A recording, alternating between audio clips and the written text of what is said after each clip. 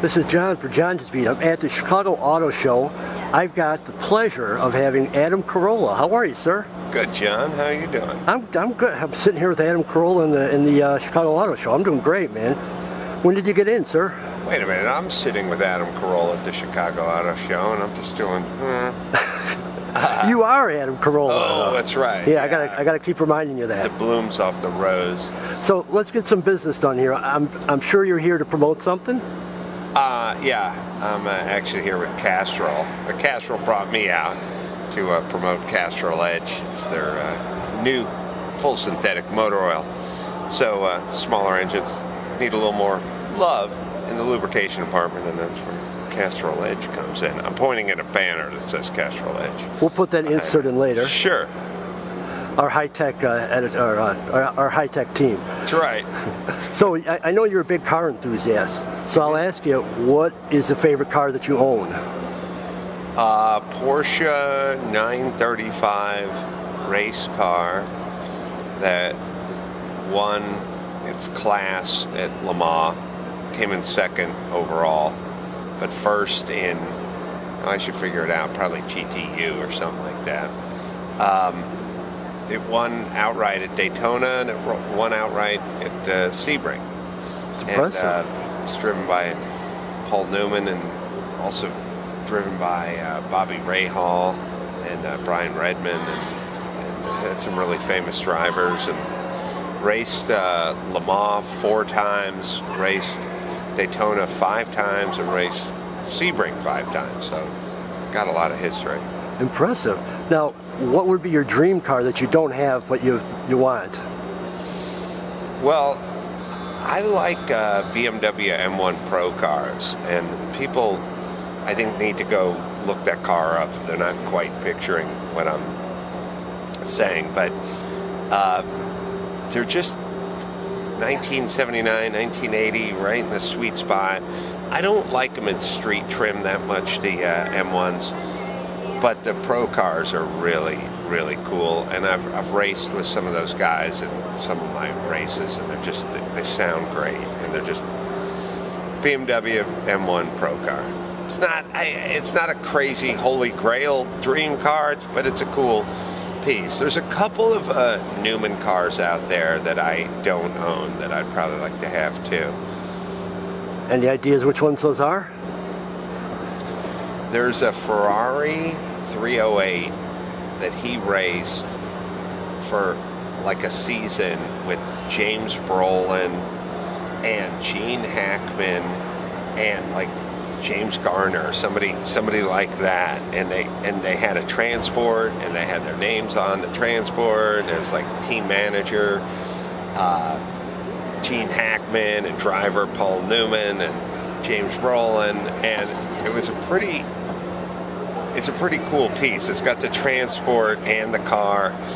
It's like sponsored by Budweiser, and I found out like there's a guy up in Portland or Seattle or something who owns the transporter and the car, and I'm sure he wants $2 million now or something, you know. Well, that's just change. You could pull that out. Well, if I drove here, it'd be in the ashtray of my car, but I'm from LA, so I'd have to go back to the airport to get it. You know, it's in the parking lot. Yeah, it's crazy. These cars, you know, these historic race cars, these Paul Newman cars, a lot of cars I have, they were cheap, relatively cheap once upon a time, but they're not cheap anymore.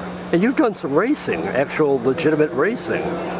Yeah, I raced in a professional Trans Am race about a year and a half ago at Willow Springs in a C7R Corvette. So it was like a full race prep.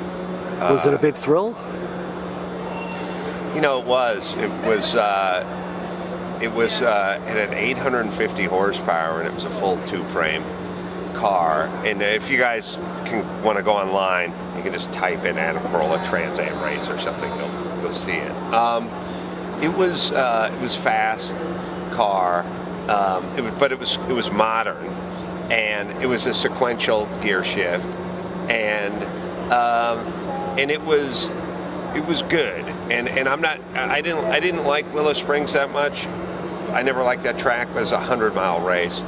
And I was able to just get in behind some of the guys in the GT1 category. I think they had GT1, GT2, and GT3. The threes are like almost kind of production, you know, stock, but fast cars, but just put a roll cage in a Audi A8, you know, and go race, you know, kind of thing. But my car's, you know, full nutty. You know, I mean, it's 850 horsepower, and the car probably weighed 2,600 pounds or something. So it's a fast car. Yeah. With slicks, you know, like that. But I got used to it, and it's modern, and I'm so used to driving these old vintage cars, which are just a handful. Everything's a handful all the time. I was actually kind of relieved to be in like in a safe, modern, regular kind of race car, and I came in third, which is good considering I didn't know what I was doing. I'd take a third. Why not? I took a third, man, any day of the week. I was like, oh my God.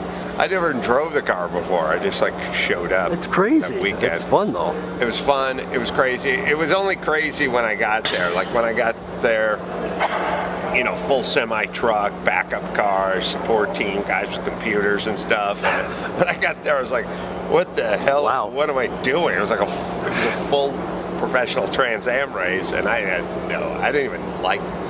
haven't even driven barely driven at Willow Springs. So I was a little intimidated at first, but I was just like, I'm just gonna get into it. Now I'm going to switch gears for just a second here, talk a little travel with you, if you don't mind. Sure. Where does Adam Carolla go to just to get away from everything? Well, I like going to my shop in Glendale, California, and just messing around, like putzing around. You know, if I can get some time and I can go to that shop and I can just organize nuts and bolts and put stuff away and just monkey around with the cars a little bit, it's a good head clearing thing. I love going to Laguna Seca. I love going to that track. I love going to that region of the world up north for me. I guess it'd be north for you, for us too. Sure. So just, I don't know, it's like it's nestled in the hills. It's beautiful. Have you had a chance, how long are you going to be in town, and have you had a chance to do any sort of sightseeing in Chicago? Any restaurants that you dropped into? We got in last night. We're probably leaving tomorrow morning, so I'll take any suggestions for good places to eat. Well, Lou Malnati's is always good. Gibson's Everyone loves Gibson's, right? If you like steak, sure. Sure, yeah. Now, I'll ask one last question, sir, and I'll let you get to your the rest of the interviewers here. You have a very successful podcast. What do you think it takes? Why do you think yours is so successful? You set the Guinness World Record from what I've read. Yes. I started almost 10 years ago now. I mean, from 2 weeks away from a 10-year anniversary. So they've been at it for a little while. I had a radio base. I sort of started off in radio, and I built up some fans from being in radio. So I was able to take those fans and transfer them. And just being consistent, just doing it day in, day out, every day. And some luck, I guess. I don't know. I think it's a lot of talent and a lot of fans have followed you forever. One last question I almost forgot. You've thrown out a few first pitches in your day. Any nerves? Any nerves on that? You didn't Baba Booey any of them either. Yeah, I used, you know, I realized, here's what I realized throwing out the first pitch. I used to be pretty good at playing baseball, but at a certain point you switch to softball. You just play softball for your entire adult life. Right. And then at some point somebody puts a hard ball in your hand again, and you're not calibrated for it, and you don't get a mitt. You don't have a balance. You're used to the other hand, and so it's harder than it looks. But it's going from going from baseball to softball is easy. Going from softball back to baseball feels like you're throwing a ping pong ball at somebody. Well, Adam, on that note, we'll wish you well. Thank you very much for your time, and we really appreciate it. Thank you. Thanks, John.